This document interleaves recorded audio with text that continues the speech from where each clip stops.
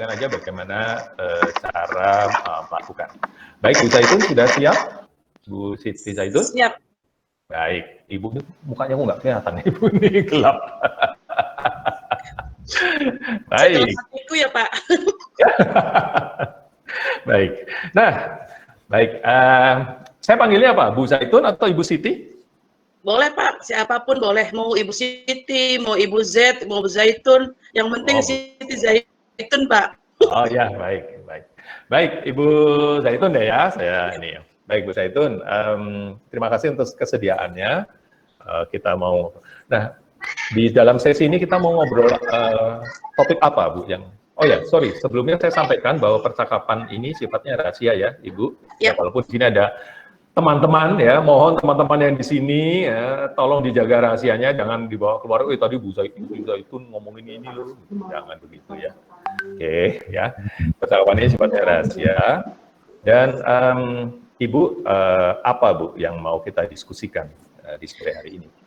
Hari ini saya akan mencoba menghadapi keseharian saya di dalam kedinasan. Keseharian dalam kedinasan. Boleh diperjelas Bu, apa yang dimaksud dengan keseharian dalam kedinasan ini? Karena saya seorang PNS, saya ingin menjadi seorang PNS yang digugu, ditiru, Pak. PNS yang digugu dan ditiru, oke. Baik. Dalam percakapan kita, mungkin kita waktunya nggak banyak, Bu, dan cuma 10 menit. Apa yang ingin Ibu dapatkan dari percakapan kita? Yang saya ingin dapatkan kepercayaan seluruh warga sekolah dan masyarakat lingkungan setempat tentang kredibilitas saya sebagai guru PNS yang disiplin, yang berani berbeda, membuat perubahan di sekolah. Oke, kepercayaan. Nah, Bu, kalau dalam 10 menit ini kan nggak mungkin teman-teman yang lain langsung percaya gitu ya. Pasti. Nah, yang saya maksud di sini apa? Apa Ibu mau dapat apakah cara-cara atau ada inspirasi atau ini dalam 10 menit ini mau dapat atau mungkin ada ide atau apa supaya orang bisa percaya? Ya, saya ingin mencari tahu bagaimana tips menjadi manusia baik sekolah. Oke, tips manusia baik sekolah. Baik. Nah, Bapak dan Ibu, sampai di sini kita T selesai. T-nya selesai. Tujuannya apa? Mau dapat apa? Itu harus jelas ya, Bapak dan Ibu. Jadi kita jangan ngobrol, topiknya apa? Saya mau ngomong ini, terus ngomong gitu. Nggak jelas mau dapat apa. Ya, oke. Baik, saya ingin memperjelas ya, Bu Zaitun. Maaf, aduh. Oke. Ibu sini tadi mengatakan bahwa menjadi PNS yang digugu dan ditiru, itu gambaran Ibu menjadi PNS yang digugu dan ditiru itu seperti apa sih, Bu? Ya. Bayangan saya, karena dari kecil saya selalu melihat guru-guru saya yang baik, otomatis saya ingin seperti beliau-beliau yang baik juga. Namun setelah menjalani saya sendiri menjadi guru, ternyata sulit untuk menjadi guru yang baik, Pak. Karena saya tuh jahat, Pak. Oke, gitu. Ternyata sulit. Karena jahat. Oke. Jahat seperti apa? Ibu? Jahat yang siapa? Pertanyaan saya, Ibu. Jahat dari sendiri ya, Pak ya? Oke, baik. Pertanyaan saya, Ibu, apa yang membuat Ibu mengangkat isu ini? Ya, karena saya jujur bahwa saya memiliki pribadi yang pelin-pelan, Pak. Kadang-kadang saya sering menganggap diri saya di bawah titik nadir, sangat lemah sekali. Kadang-kadang saya merasa up gitu, di atas power gitu. Tetapi saya ketika untuk menjalankan ketika rasa saya berada di atas gitu, saya tidak bisa menjalankannya. Entah apa yang terjadi pada diri saya pada saat itu. Dan ketika saya sering merasakan di bawah titik nadir, tapi justru saya bisa melakukannya gitu loh Pak. Dari inginnya saya tuh stabil, dan itulah yang bisa ditiru oleh diri saya ketika saya menjadi guru dipandang oleh siswa saya. Oke. Memiliki pribadi yang stabil gitu Pak. Oke, Ibu tadi mengatakan ingin katanya pelin-pelan gitu ya? Iya. Dampaknya apa buat Ibu sikap ini? Sangat tidak baik jelas Pak. Tidak Sering melalaikan waktu dan suka lupa dengan janji Pak. Itu. Oke. Lalu Ibu tadi kan mengatakan bahwa ingin mendapatkan kepercayaan sebagai guru PNS. Kepercayaan dari siapa Ibu yang Ibu maksud? Yang saya pastikan dari siswa itu pertama Pak. Karena saya lebih banyak berdekatan dengan siswa. Oke, dari Namun tidak mustahil juga dengan atasan yang ada di sekolah saya ya Pak ya. atasan, baik. Yep. Nah, sikap Ibu ini, apa tanggapan baik atasan ataupun siswa Ibu ini terhadap sikap Ibu? Pak, Ya, apa kata mereka? Ada dua sisi Pak. Ketika siswa belum mengetahui saya secara dekat, mereka takut dan cuek. Itu dari siswa Pak. Ya. Nah, sedangkan dari atasan sekolah, keberadaan saya tidak dianggap. Tidak dianggap. Oke. Nah, kalau Ibu tadi merasa ingin mendapatkan tips bagaimana bisa dipercaya, ya, dan Ibu sudah menyadari bahwa ada sikap Ibu yang membuat mereka menghindar, begitu ya Bu ya? Ya. Tidak percaya sama Ibu. Lalu, sebetulnya buat Ibu sendiri, gitu, apa yang masih bisa dilakukan Bu dengan supaya untuk mendapatkan kepercayaan tadi? Ya, saya mungkin harus lebih memperbaiki diri dari menghargai waktu, menghargai janji, dan menghargai teman-teman atau orang-orang yang mempercayai saya, Pak ya.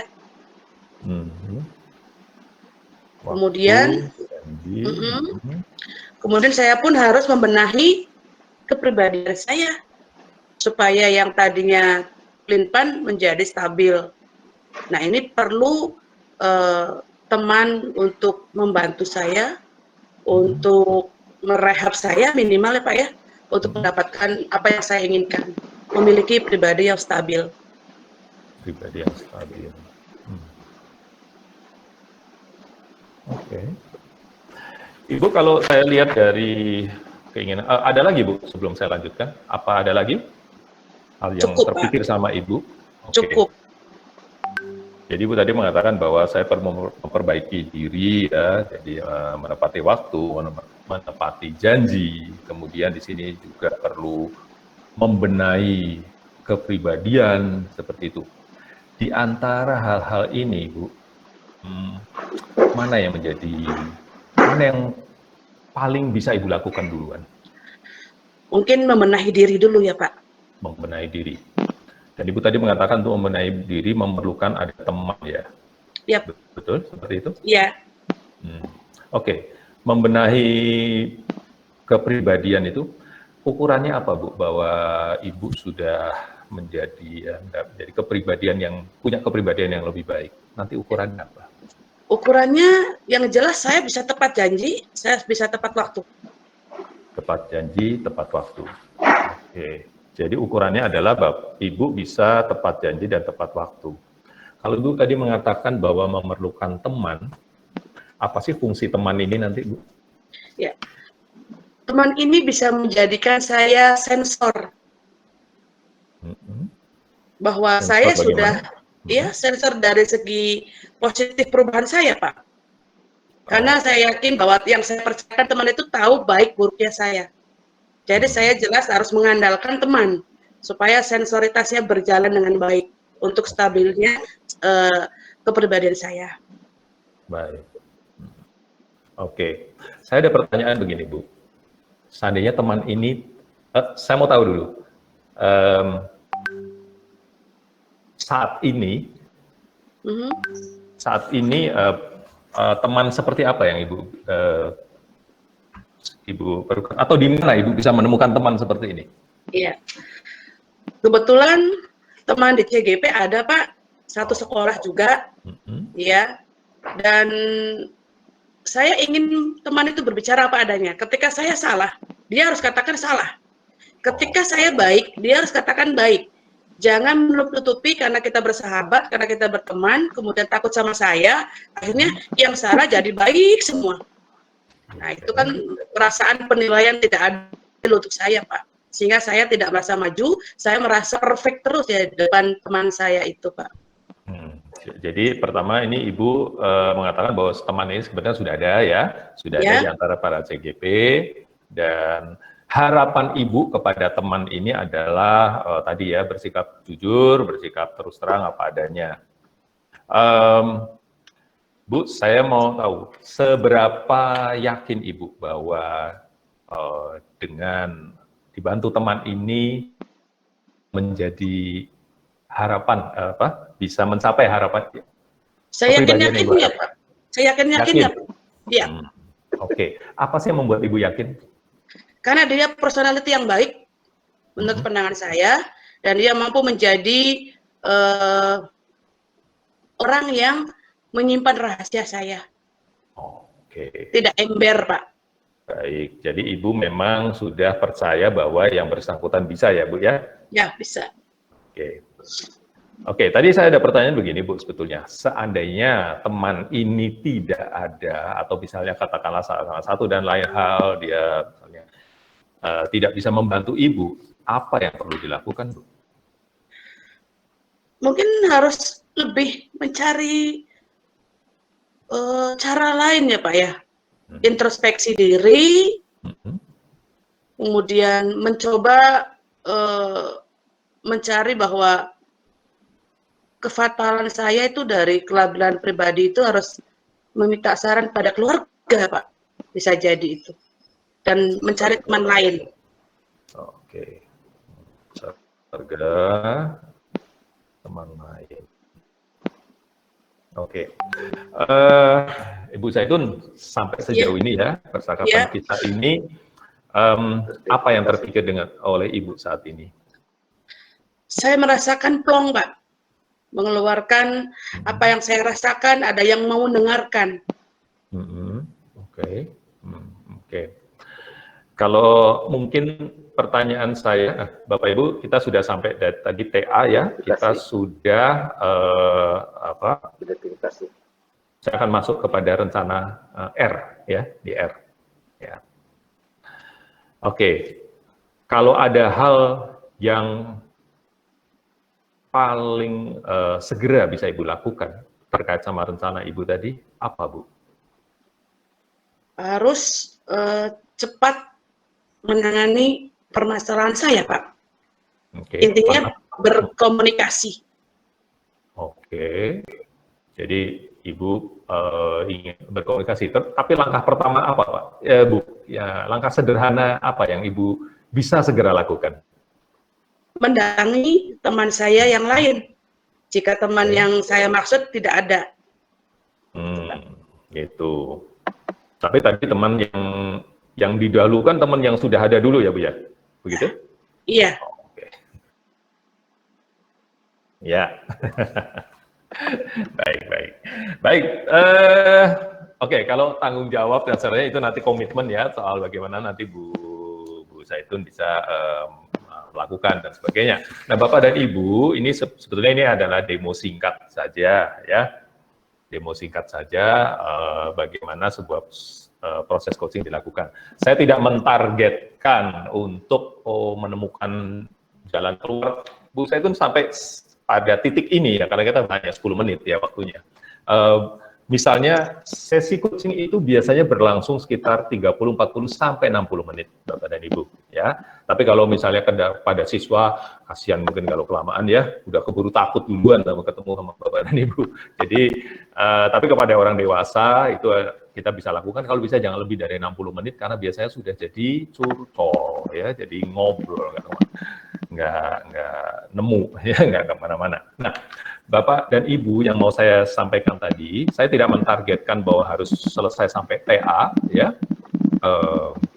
karena waktu kita memang terbatas.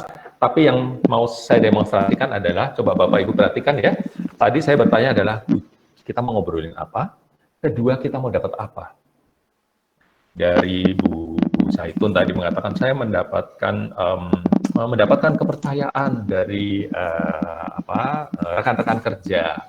Nah, kita harus ingat bahwa selesai percakapan, orang bukan langsung percaya, gitu ya. Jadi kita tahu, oke, apa Ibu mendapatkan apa nih tipsnya? Kah? Atau itu perlu dipertegas, Bapak dan Ibu, ya. Jadi yang dimaksud dengan tujuan mau dapat apa adalah dapat apa dari percakapan ini, itu, ya.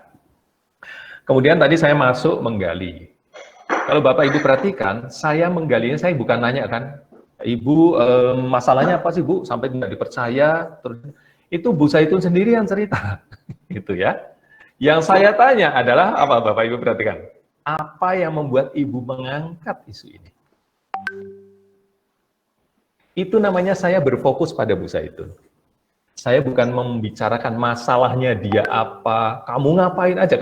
Kalau saya berfokus pada masalah, Bapak dan Ibu, pertanyaan saya adalah, emang Bu Zaitun ngapain aja sampai nggak dipercaya orang?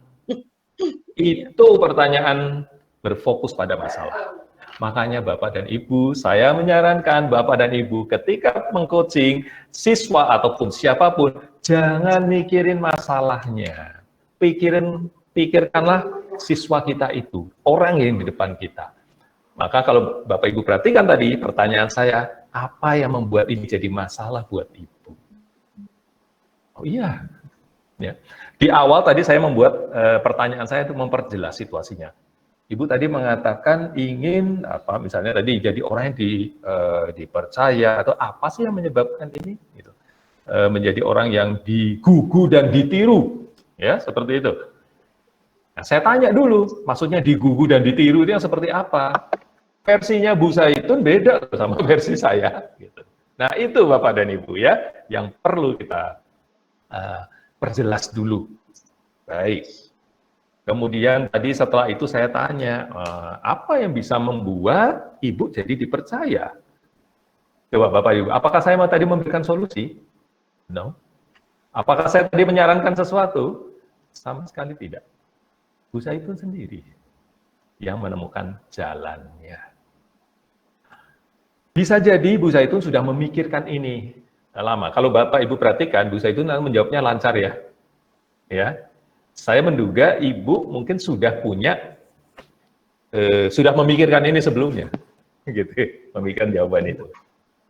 Kalau yang betul-betul ini, itu biasanya saya tanyain gitu orang, diem dulu. Apa ya Pak?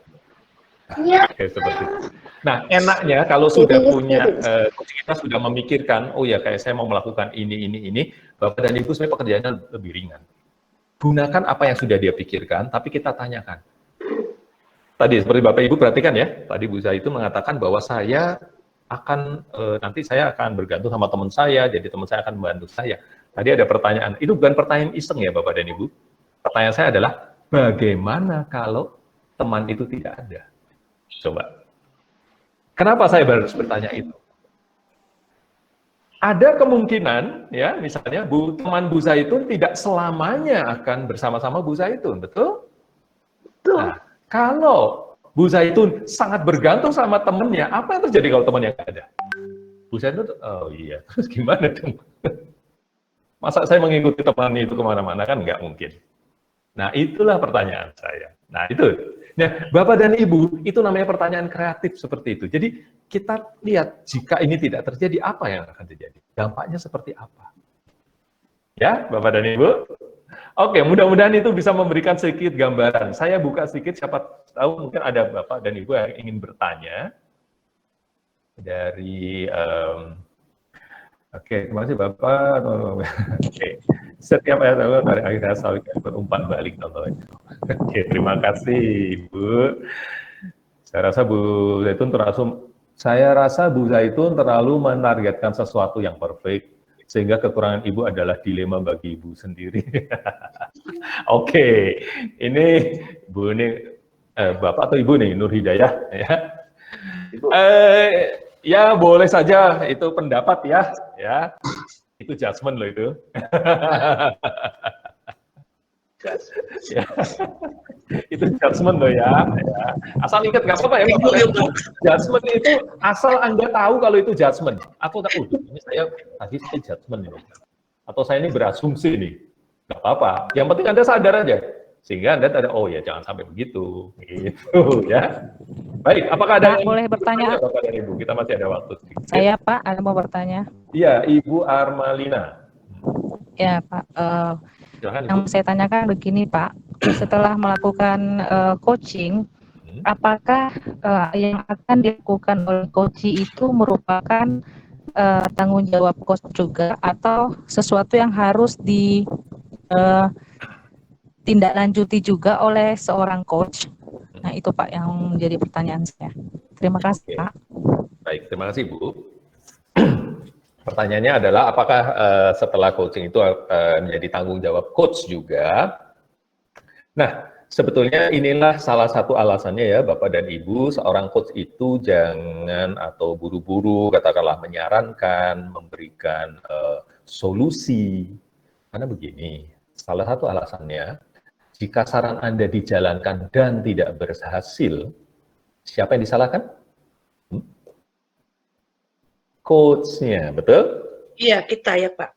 Iya, kita nih ikut disalahkan. Tapi kalau Bapak dan Ibu mendampingi dia, ya menemukan jalan keluar, gitu, dan kita, oke, apa yang mau kamu lakukan? Oh, saya akan mencoba ini Pak, Bu. Oke. Ya mungkin dia akan nanya, menurut Ibu bagaimana? Sejak saya tahu, saya lihat ini kelihatannya bisa dilakukan, silakan dicoba. Ya, mencoba. Nah, pada sesi berikutnya, dia akan, waduh Bu, ini kayaknya saya kurang berhasil ya. Kita mungkin harus menemukan cara lain, atau kita harus cari tahu penyebabnya kenapa cara ini belum berhasil, atau belum efektif. Nah, gitu, kita eksplor sama-sama Bapak dan Ibu, itu lebih enak. Ya, jadi ini bukan soal pertanyaan, oh apakah ini jadi tanggung jawabnya coach dan coachee saja ya, gitu ya. Tapi di sini kita menempatkan diri sebagai pendamping ya, Bu Armalina. Jadi Ibu nggak usah khawatir. Ya, itu asal memang Ibu menempatkan diri sebagai mendamping. Saya kira seperti itu jawabannya. Baik, ada lagi? Terima kasih Pak. Terima kasih. Saya Terima kasih Pak. kembali Bu. Ya, Ibu Marfuah. Oke, silakan Ibu. Ya, ketika mengikuti pembicaraan Bapak, ada kata yang saya maksudnya searching, misalnya ingin tahu lebih jauh. Yang berkaitan dengan Bapak mengatakan bahwa coaching itu biasanya tidak satu kali dilakukan. Nah, itu pertanyaan saya, yang mentargetkan bahwa coaching itu tidak satu kali dilakukan, itu apakah kita atau kesepakatan bersama atau permintaan dari coaching?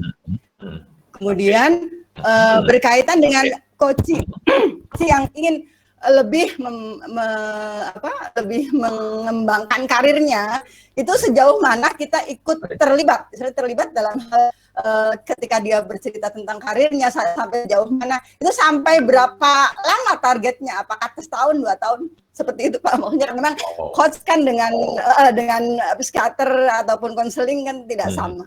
Terima kasih Pak. Itu. Assalamualaikum warahmatullahi wabarakatuh. Baik, terima kasih Bu Marfuah. Oke, pertanyaan pertama adalah berapa lama sebetulnya atau berapa banyak sesi coaching itu dilakukan? Ya, yang saya katakan tadi bahwa sebetulnya coaching itu adalah satu proses pengembangan, satu proses. Nah, kalau pengalaman kami ya Ibu, coaching itu dilakukan dalam 3 atau 4 pertemuan berseri. Jadi sesi pertama, sesi kedua, sesi ketiga, sesi keempat. Kadang-kadang kita sudah menyediakan 4 sesi. Dalam 2 sesi masalah selesai. atau coach sudah menemukan jalan keluarnya. Terus yang 2 sesi lagi mau dibatalkan boleh sesuai kesepakatan saja, atau mau diisi dengan topik lain, silakan saja. Nah, Bapak Ibu, kalau kami kebetulan kalau coach profesional itu biasanya memang ada katakan satu package gitu ya, satu package program itu 4 sesi ya kita lakukan 2 sesi selesai. Kemudian kita yang 2 sesi lagi mau bagaimana Pak, Bu? Nah, kita oke Pak, kita isi dengan topik apa? Malah kemudian akhirnya nambah bisa juga gitu ya.